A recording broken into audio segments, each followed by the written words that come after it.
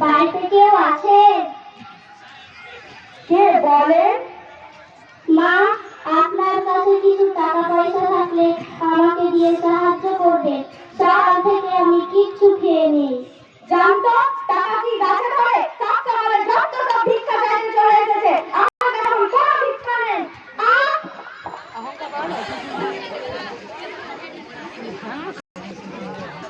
মা, ঈশ্বর আমাদের দুইজনকে মানুষ রূপে এই পৃথিবীতে পাঠিয়েছে। এখন যদি আপনার মা বা বোন এইরকম আমার মতো ভিক্ষে করতো, তাহলে আমার মতো কি আপনি এইভাবে ধাক্কা করে ফেলে দিতে পারতেন? তবুও আমি তোমাকে আশীর্বাদ করি, তোমার আরো ধন সম্পদ হোক। এই যে শুনছেন, বলেন।